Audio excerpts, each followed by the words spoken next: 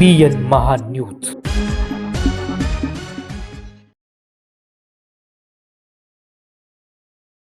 त्यामध्ये जो खतांचा प्रश्न चालू आहे, युरियाची गोण एक घ्यायला गेलो कोणीतरी तर त्याला एक युरियाची गोण दिली जात नाही. सुफला घ्या, झिंक घ्या, त्याच्यावर काहीतरी अजून परत घ्या, तरच खतं दिली जातात. तुम्ही त्याच्यावर काय कारवाई करणार?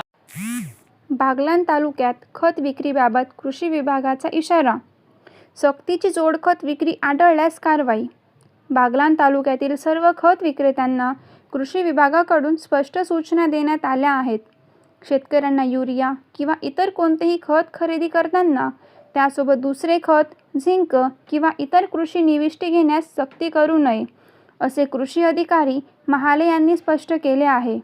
शेतकऱ्यांनी फक्त युरिया खताची मागणी केली असल्यास त्याला केवळ युरियाच उपलब्ध करून द्यावा.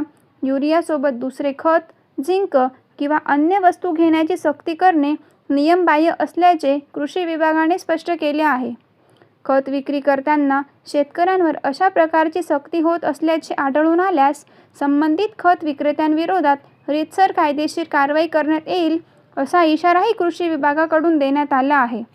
दरम्यान बागलाण तालुक्यातील ज्या शेतकऱ्यांना युरिया किंवा इतर अन्य औषधे उपलब्ध होत नसतील त्यांनी कृषी अधिकारी महाले तसेच सागर पाटील यांच्याशी संपर्क साधावा, असे आवाहन करण्यात आले आहे.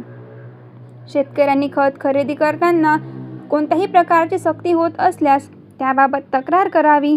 तसेच संबंधित अधिकाऱ्यांकडून शेतकऱ्यांना योग्य तो न्याय मिळत नसल्यास BN महान्यूजचे संपादक सचिन सोनवणे यांच्याकडेही तक्रार करता येईल. शेतकऱ्यांच्या हक्काचे खत शेतकऱ्यांना योग्य पद्धतीने आणि कोणत्याही सक्तीशिवाय मिळावे यासाठी कृषी विभागाच्या सूचनांचे पालन करणे आवश्यक आहे.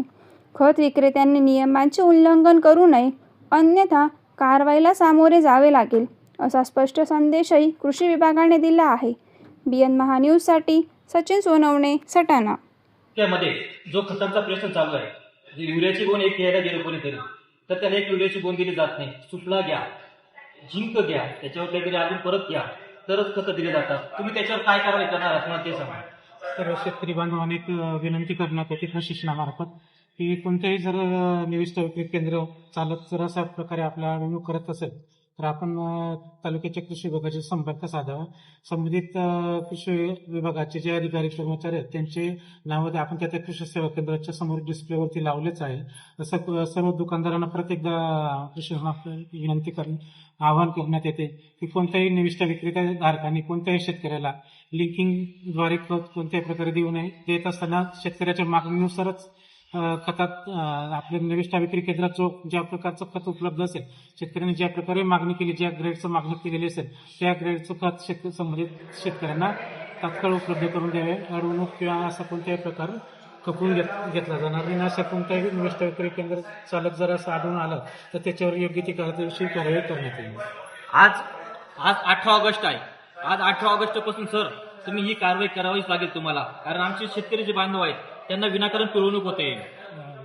नक्कीच या बाबतीत प्रशिक्षणामार्फत निविष्ठाच्या बाबतीत निरीक्षक जे आहेत आपल्याकडे 2 निरीक्षक कार्यरत आहेत. संबंधित निरीक्षकामार्फत सर्व जे आपण खत मुख्य विक्रेते आहेत त्यांच्यावरती वाच ठेवली जाते. त्यांचा स्टॉक बुक तपासणी असून ज्या वेळेस शेतकऱ्याच्या अशा काही तक्रारी वगैरे जर प्राप्त झाली, शेतकऱ्यांच्या कुठं अडवणूक झाल्याचे लक्षात आलं तर त्यावेळेस नक्कीच आमचे निविष्ठ निरीक्षक जे आहेत त्या संबंधित निविष्ठ विक्री केंद्रात जाऊन प्रत्यक्ष शेतकऱ्यांना मदतीत साथी नेहमीच उपलब्ध असतात. असं काही आढळल्यास नक्कीच कृषी विभागाचा संपर्क साधावा. संबंधित शेतकऱ्याच्या अडचणीचं निराकरण करण्यात येते. कृषी अधिकारी महाले साहेबांनी आपल्याला माहिती दिलेली आहे. बघू आपण काय कृषी अधिकारी काय कारवाई करतात. जर कारवाई कृषी अधिकारी साहेबांनी केली नाही तर शेतकरी बांधव मोठ्या प्रमाणात आंदोलन करतील, हे मात्र नक्की. धन्यवाद.